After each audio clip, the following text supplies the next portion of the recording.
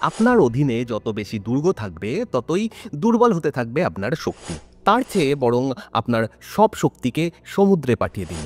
কথাগুলো ভারত মহাসাগরে পর্তুগালের প্রথম স্থায়ী কমান্ডার ডম ফ্রান্সিসকো দে আলমিডার 1508 সালে পর্তুগালের রাজার উদ্দেশ্যে কথাগুলো বলেছিলেন তিনি।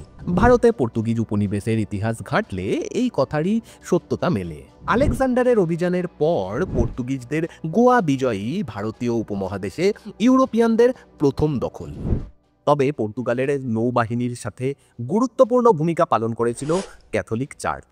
আর এখানেই শুরু হয় ভারতীয়দের ওপর পর্তুগিজদের অকথ্য অত্যাচার এবং বলপূর্বক ধর্মান্তকরণ। 1538 সালে গোয়ায় প্রথম বিশপ আসেন, আর আসার সঙ্গে সঙ্গেই তিনি ইঙ্গিত দিয়ে দেন পর্তুগিজ খ্রিস্টান এবং ভারতীয় হিন্দুদের মধ্যে সম্পর্ক গড়ে তোলা সহজ হবে না।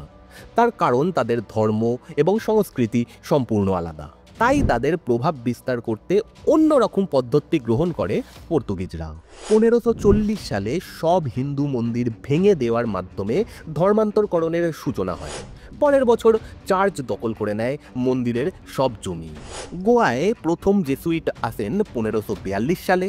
ফ্রান্সিস জেভিয়ার নামের সেই মানুষটি 10 বছরে ভারত এবং দূরপ্রাচ্যে থাকাকালীন বহু মানুষকে খ্রিস্টান ধর্মে রূপান্তরিত করেন।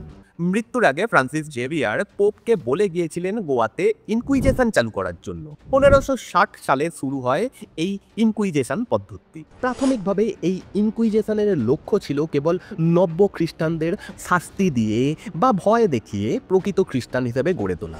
ইনকুইজেশনের অংশ হিসেবে খ্রিস্টান যাজকরা প্রতিটি পাড়ায় পাড়ায় নজরদারি করে বেড়াতেন এবং যদি তাদের মনে কোনো ব্যক্তি বিশেষের প্রতি ঘূর্ণাক্ষরেও সন্দেহ জন্মাতো যে ওই ব্যক্তি সঠিকভাবে খ্রিস্ট ধর্ম পালন করছে না, সাথে সাথে তাকে ধরে নিয়ে এসে অকথ্য নির্যাতন চালাতেন তারা। 1812 সাল পর্যন্ত গোয়ায় ইনকুইজেশন চলে এবং সেই সময়কালের মধ্যে অগণিত মানুষকে শাস্তির নামে বন্দিশালায় বন্দি রাখা হয়, এমনকি জীবন্ত পুড়িয়ে মারা হয়।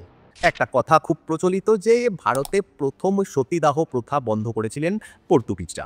আলফান্সো দে আলবুকার্ক গোয়া দখল করার পরে মাত্র 5 বছরের মধ্যে অর্থাৎ 1515 সালে গোয়াতে সতী প্রথা বন্ধ করার ফরমান জারি করে।